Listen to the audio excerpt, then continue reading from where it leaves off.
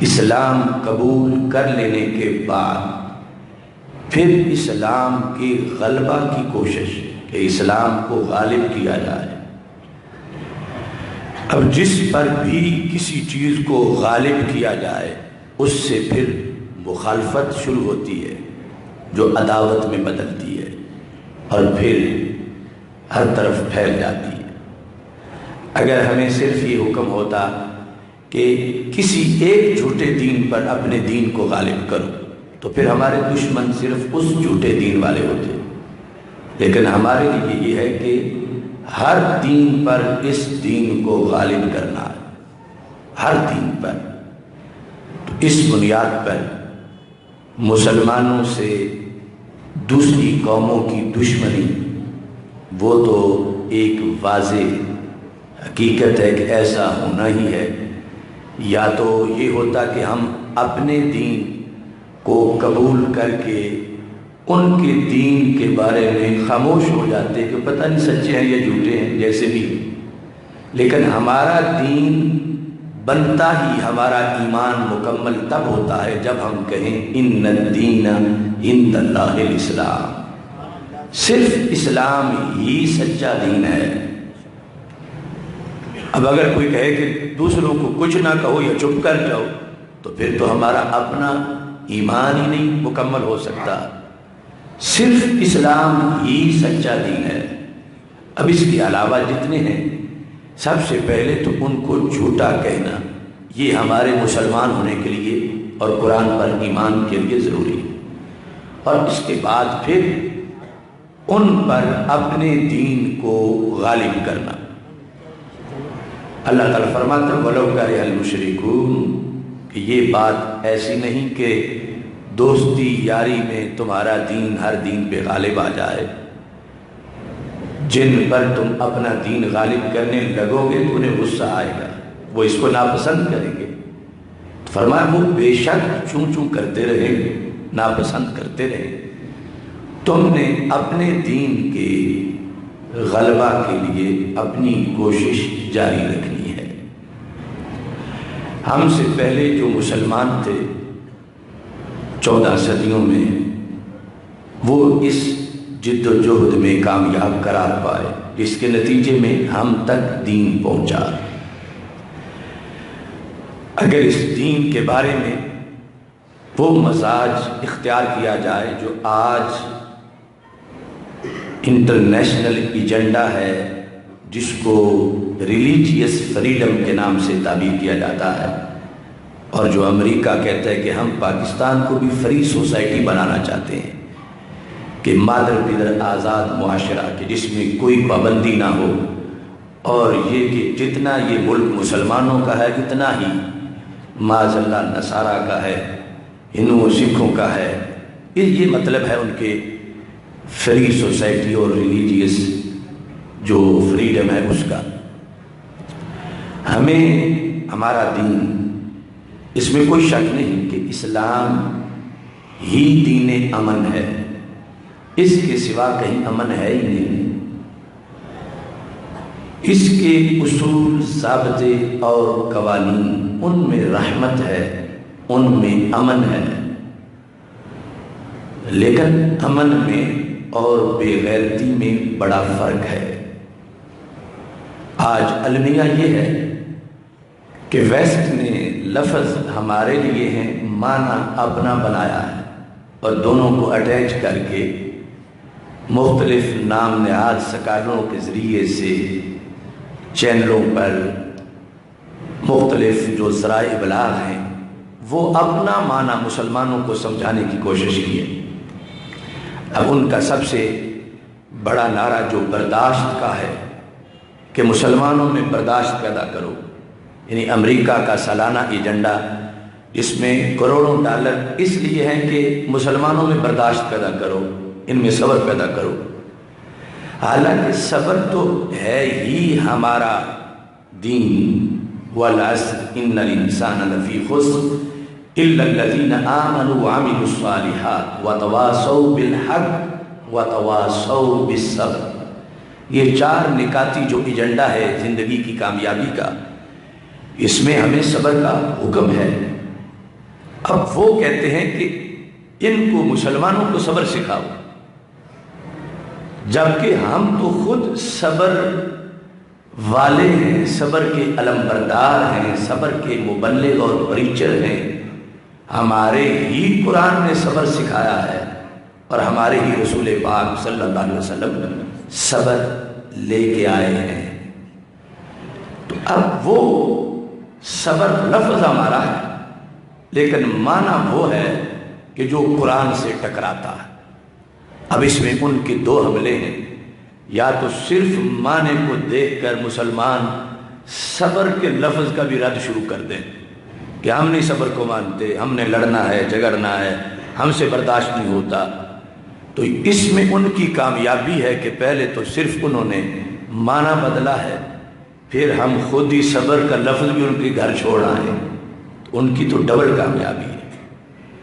اور اگر ہم صبر کے ساتھ جو انہوں نے معنی اپنی طرف سے اٹیچ کیا ہے، جس کو برداشت ٹالرنس کے ساتھ تعبیر کیا جاتا ہے، اگر ہم اس پہ چپ رہیں تو پھر بے غیرتی پر لفظ صبر کا اطلاق یہ ہماری نئی نسل کے ذہنوں میں پک جائے گا۔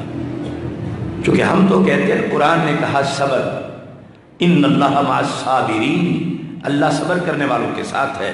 اتنی بڑی شان ہے صبر کی، تو مطلب کیا کہ نیکی جب انسان کرتا ہے تو مشکلات بڑی آتی ہیں، تو ہمیں دین کہتا ہے صبر کرو، نیکی کرنے پہ صبر کرو۔ مشکلات آتی ہیں تو آتی رہیں، تم صبر کرو۔ بیماری آ گئی ہے تو صبر کرو۔ حالات میں جینا مشکل ہوا ہے تو تمہیں اجازت نہیں کہ تم خودکشی کرو، وہ حرام ہے، تم صبر کرو۔ اگر انسان کے اندر خواہشات کا لاوا ابھرتا ہے اور انسان کو معاذ اللہ وسوسے بدی کے آتے ہیں، آنکھ اپنے حصے کا گناہ کرنا چاہتی ہے، زبان اپنے حصے کا گناہ کرنا چاہتی ہے، کان اپنے حصے کا گناہ کرنا چاہتے ہیں، شرمگاہ اپنے حصے کا گناہ کرنا چاہتی ہے، تو ہمیں ہمارا قرآن کہتا ہے، ہمیں رب ذوالجلال فرماتا ہے، ہمیں رسول اکرم صلی اللہ علیہ وسلم فرماتے ہیں کہ اسی تقوی پہ ڈٹ کے رہو، صبر رکھو، آنکھ پاک رکھو، کان پاک رکھو، زبان پاک رکھو، پاک دامن رہو، صبر برقرار رکھو۔ حضرت غوث پاک فرماتے ہیں رجالی فی حواجر سیام وفی غرب اللیالی کلالی، جو میرے مرید ہیں وہ خواہشات کی دوپہروں کے اندر روزے دار رہتے ہیں، یعنی جب دھوپ چاہتی ہے کہ انسان دھوپ میں چاہتا ہے کہ میں پانی پی لوں، حضرت غوث پاک رحمۃ اللہ علیہ فرماتے ہیں کہ جس طرح دھوپ میں پانی کا تقاضا ہے، ایسے ہی گناہوں کی جو کشش ہے اس میں سارے اعضاء کا اپنا اپنا تقاضا ہے کہ ہمیں یہ گناہ کرنے دو۔ تو حضرت غوث پاک فرماتے ہیں میرے مرید وہ ہیں جو ایسی صورتحال میں سارے اعضاء کو روزہ رکھوا لیتے ہیں۔ رجالی فی حواجرہم سیام وفی غرب اللیالی کلالی، جب راتوں کو اندھیرے چھا جاتے ہیں تو جو میرے مرید ہیں وہ اندھیروں میں اندھیرا نہیں بن جاتے کہ اب کوئی دیکھ نہیں رہا اور دھاندلی میں شروع ہو جائیں، فرمایا وہ راتوں کے اندھیروں میں ستاروں کی طرح چمکتے نظر آتے ہیں، اور اندھیرے چھا جانے پر بھی وہ اپنے نور پہ صبر برقرار رکھتے ہیں، اگرچہ ان اندھیروں میں نور کو برقرار رکھنا مشکل بڑا ہوتا ہے۔ تو ہمارا تو پورا دین صبر ہے۔ اب وہ کیا صبر سکھانا چاہتے ہیں؟ وہ کہتے ہیں کہ برداشت کرو، صبر کرو، کب؟ جب تمہارے قرآن کو معاذ اللہ کوئی جلا رہا ہو تو صبر کرو، کیوں تم غصے میں آتے ہو؟ وہ کہتے ہیں جس وقت تمہارے رسول پاک صلی اللہ علیہ وسلم کی معاذ اللہ ثم معاذ اللہ کوئی توہین کر رہا ہو تو کیوں تم آپے سے باہر ہو جاتے ہو؟ تم صبر کرو، برداشت کرو۔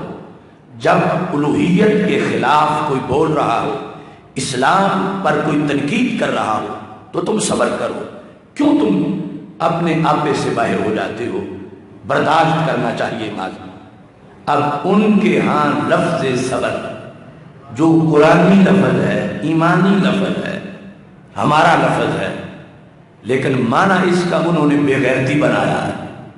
اور یہ ایک لفظ نہیں، ایسے درجنوں لفظ ہیں کہ جن کے معنی انہوں نے بدلے، کوئی 50 سال پہلے، کوئی صدی پہلے، کوئی 1.5 صدی پہلے، اور آج وہ یوں رچ بس گئے کہ اگر ہم لفظ کو محض دیکھیں تو وہ تو رسول پاک صلی اللہ علیہ وسلم کی زبان سے نکلا تھا اور کہا یہ نبوت کا ذیلی شعبہ ہے، لیکن غیروں نے اس کا معنی وہ بنایا کہ آج وہ لفظ اپنے بارے میں کوئی شریف بندہ سننے کو تیار ہی نہیں۔ کتنی ایسی دھاندلی ہمارے ساتھ ہو رہی ہے۔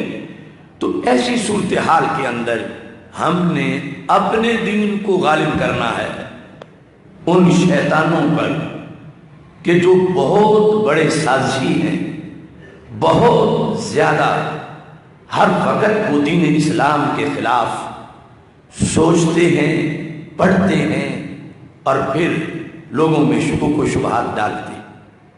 اس بنیاد پر ہمارے پاس 2 چیزیں ہیں کہ جس کی بنیاد پہ ہم ان کا مقابلہ کر سکتے ہیں، اور اللہ کے فضل سے یہ امت مقابلہ کرتی آئی ہے اور فتح یاب ہوئی ہے۔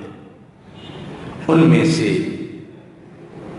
ایک کا تعلق راسخ عقیدہ کی روشنی میں تعظیم ہے، اور دوسرا شعبہ جو کچھ ہمارے آقا صلی اللہ علیہ وسلم لائے ہیں، اللہ کا پیغام، قرآن، سنت، اس پر اپنے آپ کو ساری زندگی کے لیے کاربند کرنا ہے۔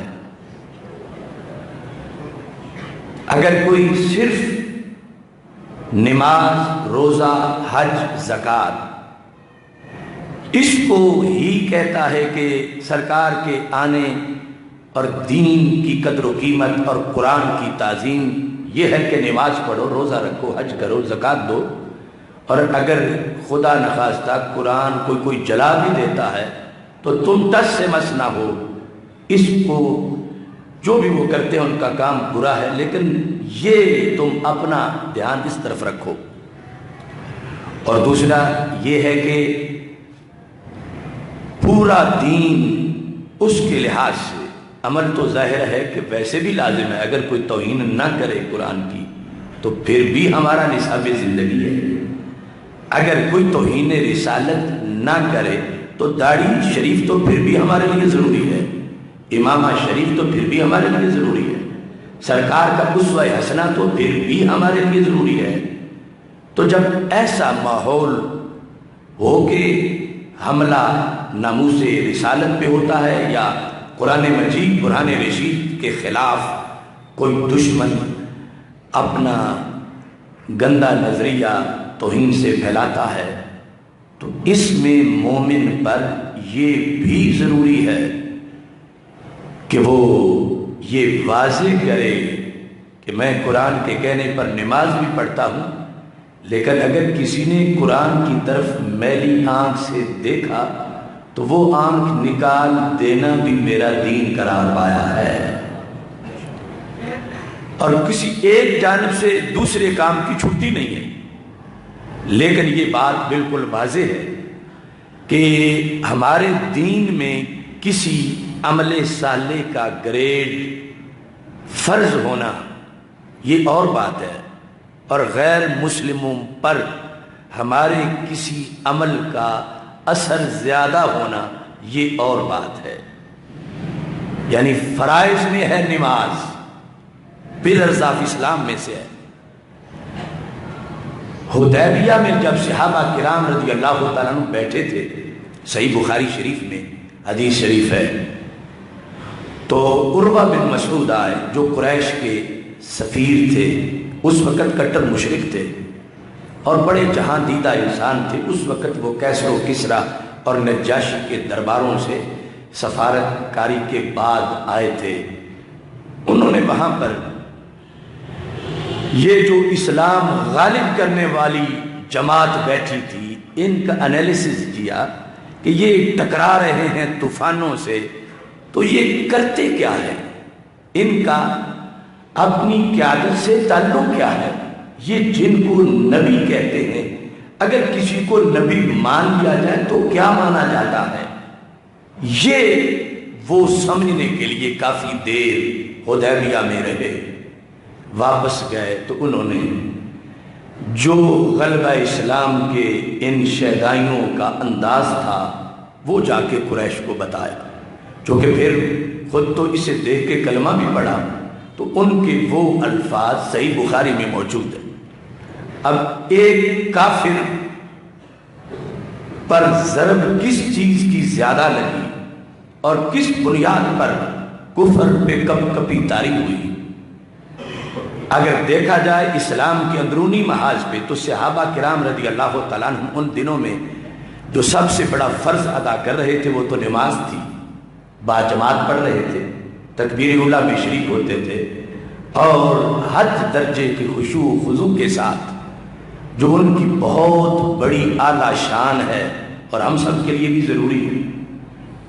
نماز دیکھی عروہ بن مسعود نے، خشوع و خضوع کو دیکھا، تلاوت سنی، تہجد دیکھی، مگر پچھلوں کو جا کر جس چیز سے ڈرایا کہ ان سے ٹکر مت لو، بادشاہوں سے لڑنا آسان ہے مگر نبی کے دیوانوں سے لڑنا مشکل ہے، کس چیز سے فرق پتہ چلا؟ تو عروہ بن مسعود نے اجمالاً ایک لفظ بتایا، اس کی تفصیل میں 5 باتیں بتائیں۔ اجمالاً لفظ تعظیم بولا، لفظ تعظیم، کہ میں نے آج تک کسی دربار میں کسی بادشاہ کی وہ تعظیم نہیں دیکھی جو تعظیم صحابہ اپنے نبی کی کرتے ہیں۔ یہ لفظ وفدت علی الملوک وفدت علی کیسر و کسرا والنجاشی، میں کیسر کے پاس گیا، میں کسرا کے پاس گیا، میں نجاشی کے پاس گیا، قریش میں سب کچھ دیکھا ہے، مگر جس دن سے مدینہ دیکھ لیا ہم ساری بہاریں بھول گئے۔ ان رأیت ملکین یعظمہ اصحابہ، عظم یعظم تعظیم، یہ لفظ تعظیم جو اعلیٰ حضرت رحمۃ اللہ علیہ فرماتے ہیں شرک ٹھہرے جس میں تعظیم حبیب، اس برے مذہب پہ لعنت کیجئے۔ یہ تعظیم جو ہے وہ صحابہ، ان کا یہ جو تعظیم والا انداز تھا یہ زیادہ اثر کر گیا ایک کافر پر کہ اس کا شرک ٹوٹا، اور ایسے ٹوٹا کہ پچھلوں کو بھی جا کے اس نے سمجھایا کہ یہ معمولی لوگ نہیں، یہ طوفانوں کا رخ بدل دینے والے ہیں۔ کیا دیکھا؟ ان رأیت ملکا یعظمہ اصحابہ، کسی بادشاہ کے اصحاب کو میں نے اس بادشاہ کی تعظیم کرتے یوں نہیں دیکھا، کما یعظم اصحاب محمدن صلی اللہ علیہ وسلم۔ اب اس میں کوئی شک نہیں کہ سرکار کی تعظیم ہے جب ہم نماز پڑھتے ہیں، کہ صدیوں پہلے انہوں نے حکم دیا تھا، امت نے آج بھی یاد رکھی ہے، اور یہ ضروری ہے، اس میں کوئی شک نہیں۔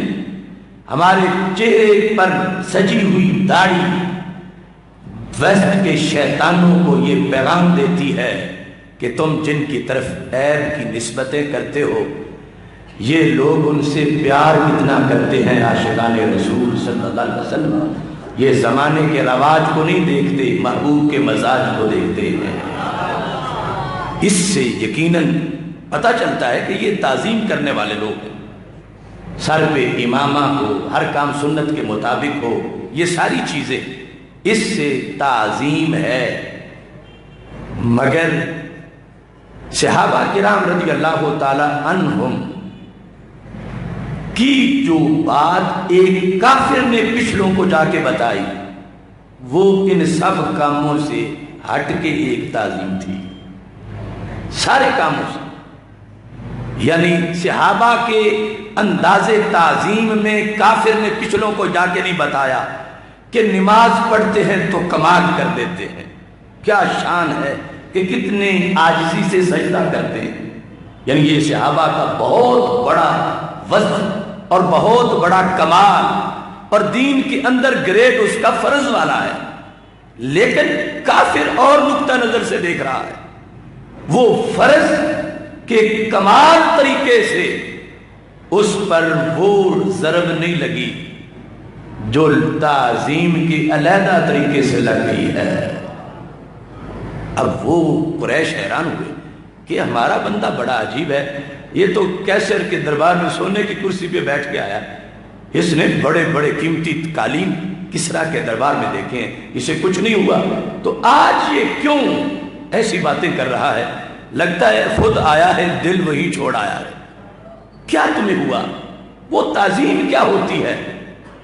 خدا کی قسم آج بھی حق اور باطل کے درمیان ان لوگوں کے لحاظ سے اتنا فرق نماز سے نہیں جتنا لفظ تعظیم سے ہے۔ نماز اندرونی محاذ میں فرض ہے اور اس کی کوئی 100 میں سے 1% بھی چھٹی کی گنجائش نہیں ہے، لیکن باطل پر اصل کون سی چیز پہلے کرتی ہے اور غلبہ ہوتا ہے دین کا، دین کے غلبے کے لحاظ سے۔ اب اس سے جب انہوں نے یہ چاہا کہ ہم پتہ تو چلے نا تعظیم ہوتی کیا ہے، تعظیم جو کہتے ہو کہ جو اصحاب محمد صلی اللہ علیہ وسلم تعظیم کرتے ہیں اپنے نبی علیہ السلام کی، ایسی کوئی نہیں کرتا، کوئی بادشاہ ایسا نہیں ہے کہ اس کے دیوانے اس کے سپاہی اس کی یوں تعظیم کریں جیسے صحابہ اپنے نبی کی کرتے ہیں۔ تو اب تعظیم کی وضاحت بخاری میں سنو، اور میں پورے وثوق سے کہتا ہوں وہ منظر اگر آج نظر آ سکتا ہے تو سنی کے سینے سے نظر آ سکتا ہے۔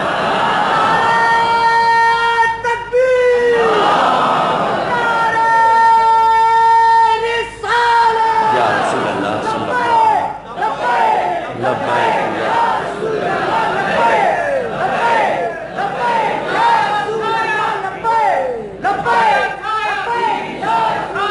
اب چونکہ ٹائم مختصر ہے، بات بڑی لمبی ہے اور تمہید میں وقت گزر جائے گا۔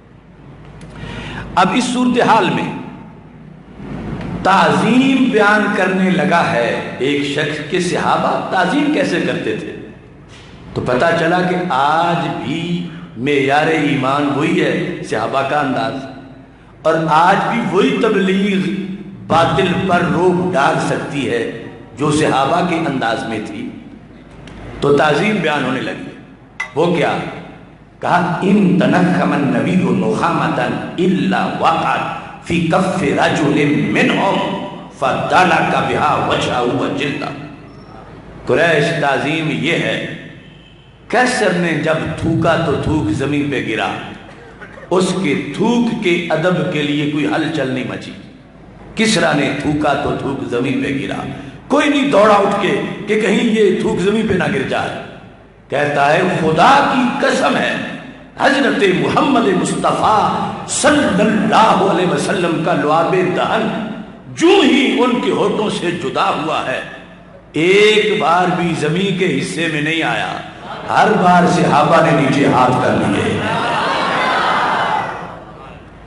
یہ جو لعاب دہن کی تعظیم ہے، یعنی ایک کافر کو بھی یہ دین سمجھ آ رہا ہے کہ یہ جو نیچے ہاتھ کر رہے ہیں تو کیوں کر رہے ہیں، اور ساتھ یہ کہا میں حیران ہوں کہ ایسا نہیں کہ لعاب دہن لیں اور پھر رومالوں کپڑوں سے ہاتھ صاف کر دیں، کہتے ہیں جسے ملتا تھا دالا کا بہا وجہ، وہ اس لعاب دہن کو اپنے چہرے پہ مل لیتا تھا۔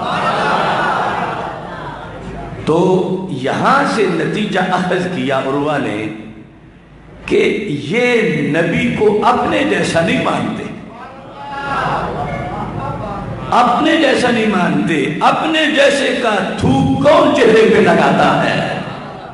ارے یہ لفظ ہے نخامہ، اور نخامہ کہتے ہیں گاڑے بلغمی کھنگار کو، لیکن ہمارے آقا علیہ السلام کا تھوک تھوک تو نہیں، وہ تو چشمہ رحمت کی جھاگ ہے، وہ تو فضل خداوندی کا نچوڑ ہے، وہ تو رحمت الہی کی خوشبو ہے۔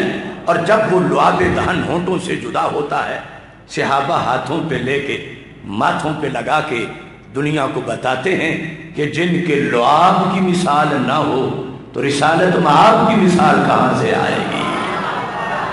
اب یہ چیز کافر نے نوٹ کی، پچھلوں کو نماز کا بتا ہی نہیں رہے، بتاتے ہیں کہ وہ لعاب دہن بھی نیچے نہیں گرنے دیتے، وہ اتنی تعظیم کرتے ہیں کادو یقتتلون علی بدوئے، کہ اگر پانی مشکیزے میں پڑا ہو تو جھگڑے ہی کوئی نہیں، لیکن وہی پانی جب ان کے رسول پاک صلی اللہ علیہ وسلم کے جسم سے لگ جائے تو پھر وہ بڑا قیمتی ہو جاتا ہے، جان کی قیمت پر بھی اس کی قیمت زیادہ سمجھی جاتی ہے، کیونکہ صحابہ کا احد کے میدان کا اثار یہ ہے کہ جان نکل رہی تھی تو پانی آ گیا، امید تھی کہ پی لوں تو بچ جائے گی، انہوں نے کہا خود میں مر جاتا ہوں تو مر جاؤں، پانی میرے بھائی کو دے دو وہ تو بچ جائے، وہاں اثار کر گئے۔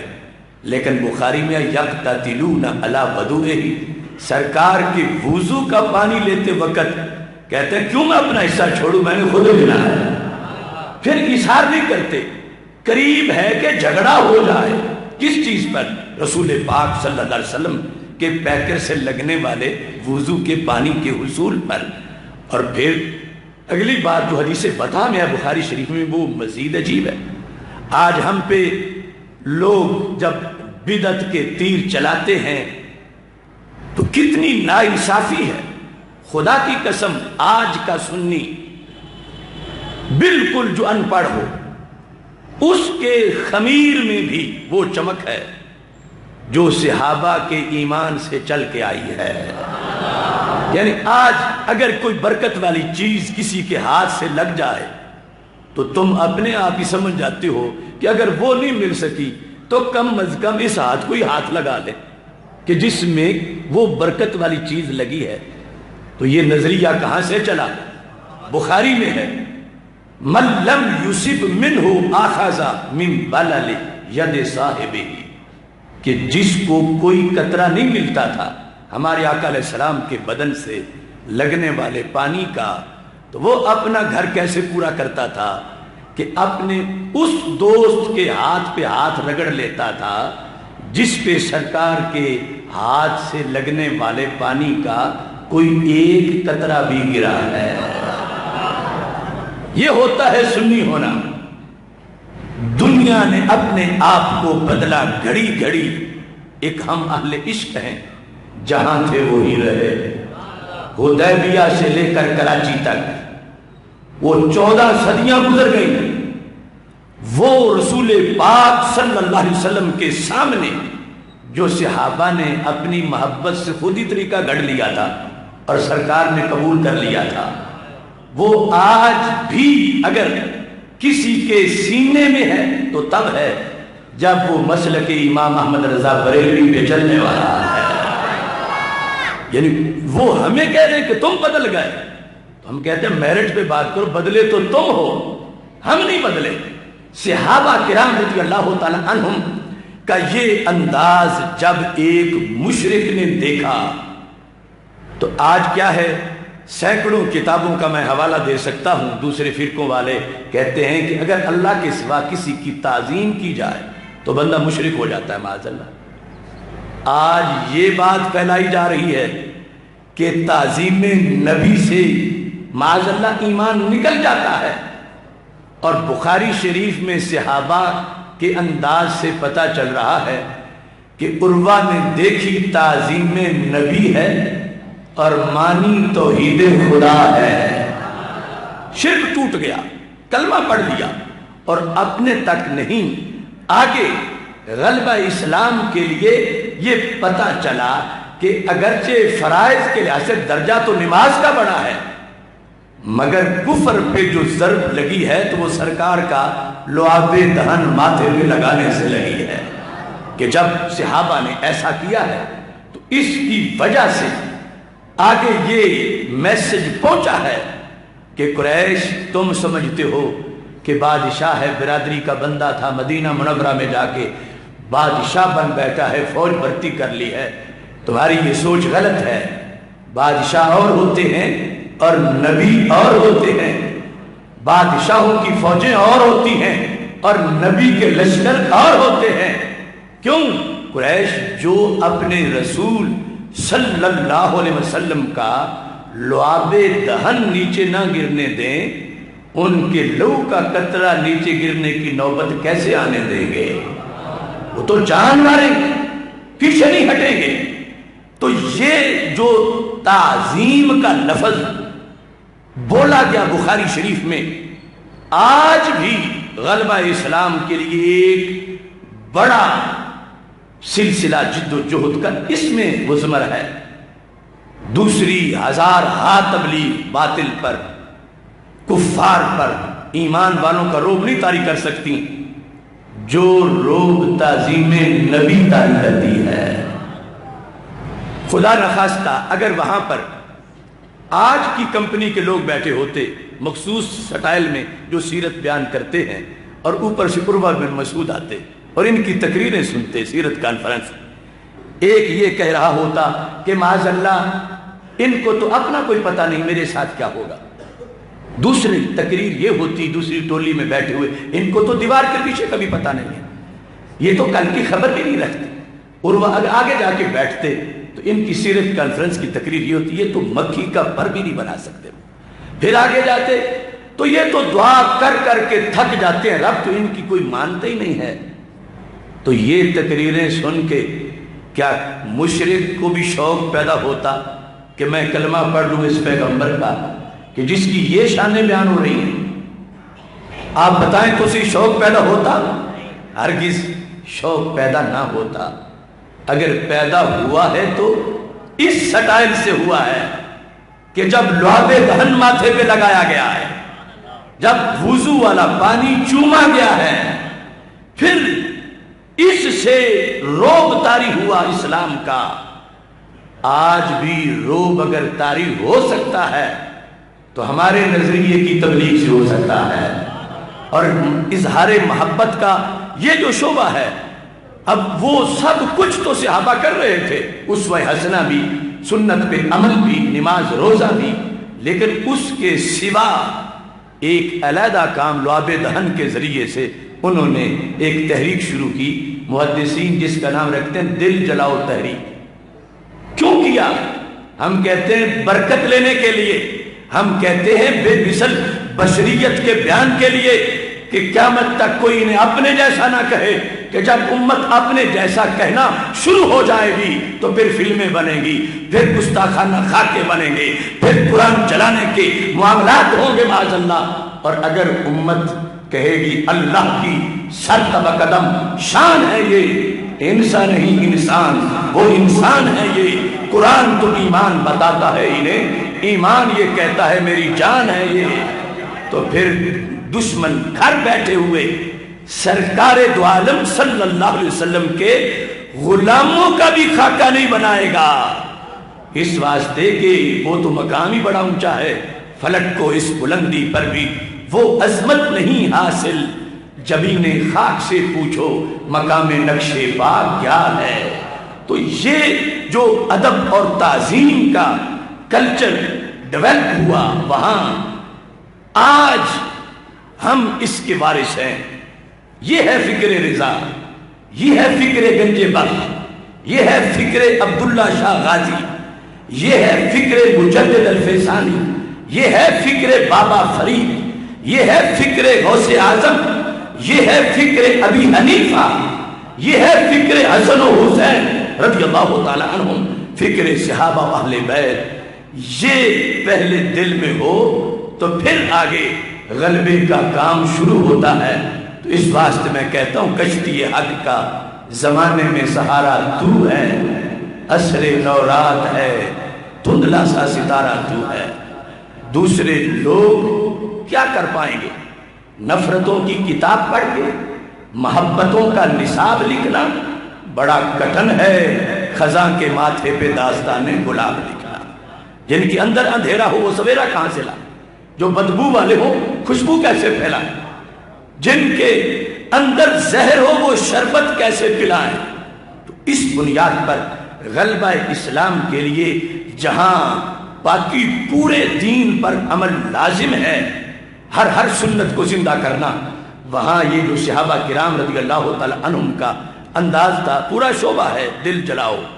کیونکہ میں اس لیے کہہ رہا ہوں کہ باقی ساری چیزیں تو ہم مانتے ہیں، لیکن دل جلاؤ کا لفظ غیروں کے گھر سے بھی برآمد ہوا، جو کہتے تھے برکت کے لیے تو ہاتھ نہیں لگا رہے تھے لعب دہن۔ محمد بن صالح عثیمین نجد کا امام ہے ان لوگوں کا، بخاری شریف کی شرح میں عربی کے اندر یہاں وہ کہتا ہے کہ یہ لعب دہن ماتھے پہ برکت کے لیے نہیں لگا رہے تھے۔ کیوں لگا رہے تھے؟ کہتا چونکہ دشمن نبی آیا ہوا تھا اور یہ اس کا دل جلانے کے لیے لگا رہے تھے۔ تو ہم نے کہا پھر ثابت ہوا کہ دشمن نبی کا دل جلانا بھی سنت صحابہ ہے۔ اور پھر یہ بھی ہوا کہ نماز سے وہ دل نہیں جلا تھا دشمن کا، جس کے لیے پھر یہ اہتمام کرنا پڑا، ورنہ اٹھ کے 2 رکعت نماز دل جلائے دشمن نبی، اس نیت سے 2 رکعت نفل پڑھ لیتے۔ مگر انہوں نے کہا کہ علیحدہ جو سرکار کی مقدس بشریت سے اس چیز کی نسبت ہوگی، اس سے اچھا دل جلے گا۔ تو کافر کا دل جلانے کے لیے صحابہ کرام رضی اللہ تعالی عنہم نے جو لعب دہن سے شعبہ شروع کیا، خود ہی سرکار نے قبول کر لیا، اور اثر اس کا غیروں پر فرض نماز سے بھی زیادہ ہو گیا۔ دشمنوں پر اس عمل کی ہیبت بیٹھ گئی کہ کیا ایمان ہے مسلمانوں کا۔ آج اگر دشمن نبی مر کھپ گیا ہوتا تو ہم سمجھتے کہ یہ جو دل جلاؤ تحریک ہے یہ شاید ہمارا پیپر ہی نہیں ہونا، یہ ہمیں چھوٹ دے دی گئی ہے۔ مگر دشمن نبی تو اعلانیہ دشمن کا اعلانیہ۔ امریکہ کا صدر کہتا ہے the majority of Americans like me they are Christian yet we don't ban blasphemy against our most sacred belief because there is free society in our country and there is freedom of expression and freedom of speech. The answer is enshrined between our laws. وہ اقوام متحدہ کے اجلاس میں اعلانیہ کہہ دیتا ہے کہ عقیدے ہمارے بھی ہیں، ہم امریکہ میں اکثریت کرسچن لوگ ہیں، ہم نے بھی ایک نبی کا کلمہ پڑھا ہے۔ تو پھر کہتا ہم ان کو کوئی گالی دے رہا ہو تو ہم آرام سے سن لیتے۔ تو جب ہم اپنے نبی کی تعظیم کے لیے کسی کو پھانسی پہ نہیں چڑھا سکتے تو تمہارے نبی کے لیے ہمارا تو قانون تھپڑ مارنے کی، گستاخ کو تھپڑ مارنے کی اجازت نہیں دیتا، ہم پھانسی کیسے چڑھائیں؟ ہم نے اپنا قانون ماننا ہے۔ ہمارے آئین میں ہے کہ ہر بندہ اگر زید عمر بکر کے خلاف بھونک سکتا ہے تو پھر نبی کے خلاف بھی معاذ اللہ صدر نے کہا کہ بھونک سکتا۔ تو یہ صورتحال کہ اعلانیہ توہین، ابھی چند دن پہلے قرآن جلایا گیا، اب مسجد میں کتا لے کر نیدرلینڈ میں پولیس داخل ہوئی کہ ایک نمازی پر کتا چھوڑا، خود 2 ٹانگوں والے کتے جوتے پہن کے اندر داخل ہوئے، اور وہ جو اللہ کو سجدہ کرنے میں مصروف ہے اس پر کتا چھوڑ دیا جو اسے چیر پھاڑ رہا ہے۔ یہ ہے ویسٹ کی انسانیت، یہ ہے ان کے ہاں پیس کا ایجنڈا۔ ہرگز ان سے کبھی بھی خیر کی کوئی توقع نہیں رکھی جا سکتی۔ تو دل جلاؤ تحریک تو لازم ہے، کیونکہ دشمن توہین کر کے کہتا حق ہے ہمارا، ہم کریں گے معاذ اللہ، ہم معافی نہیں مانگیں گے۔ تو یہ تب جھکے گا جب امت کے عقیدے کی ترجمانی انٹرنیشنل فورم پہ کھڑا ہو کر سنی کر رہا ہوگا۔ تو آج ہمارے پاس اگر لعب دہن ہوتا تو ہم وہی اس ماتھے پہ لگا کے دشمن نبی کا دل جلاتے۔ لیکن افسوس کہ دشمن تو ہے مگر لعاب نہیں، تو پھر ہم کیا کریں؟ تو ہمارا دین ادھورا نہیں، پورا ہے۔ ہمیں ہمارا دین کہتا ہے کہ تم اگر رسول پاک صلی اللہ علیہ وسلم کا اسم گرامی آنے پر انگوٹھے چوم کے آنکھوں کو لگاؤ گے تو دشمن نبی کا دل جلے گا۔ تم میلاد میں گھر سجاؤ گے تو دشمن نبی کا دل جلے گا۔ تم چراغاں کرو گے، حالانکہ ادھر نماز ہے ادھر چراغاں ہے، لیکن وہ لعاب سے جیسے دل جلا تھا اس کے قائم مقام سے آج یہ جو تمہارا انداز ہے، امریکہ وائٹ ہاؤس میں جب ہر سال کے ربیع الاول شریف کی ریکارڈنگ اکٹھی کر کے دیکھتا ہے کہ ہم نے تو خاکے بنا کے ان کو پیچھے ہٹانے کی کوشش کی تھی کہ اتنا پیار نہ کرو، ہم جیسے ہی ہیں، اتنا پیار نہ کرو، تو کیا یہ پیچھے ہٹ گئے؟ تو ہر ربیع الاول شریف یہ پیغام دے کے جاتا ہے کہ نہیں، پچھلے سال سے کہیں زیادہ دھوم مچی تھی اور دشمن کے دل کو جلانے کے لیے اہتمام کیا جا رہا۔ تو یہ شعبہ اور پورا دین، اور ہم ٹرمپ کا دل جلانے نکلے، ہم گیرٹ ولڈر کا دل جلانے نکلے، ہم ڈیل جونز کا دل جلانے نکلے صحابہ کی اس سنت کے مطابق۔ اور اگر ساتھ ہی کسی پڑوسی کا بھی جلنا شروع ہو جائے تو اس میں ہمارا کیا قصور ہے؟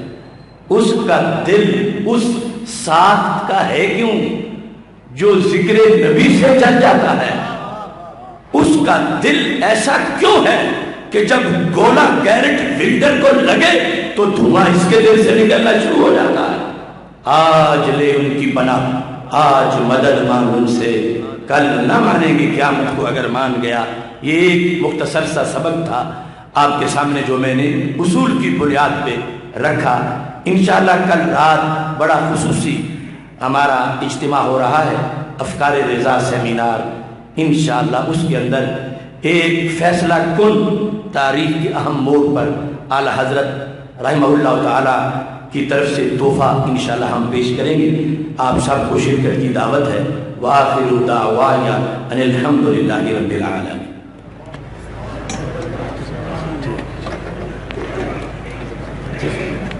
حضرت بھائی آپ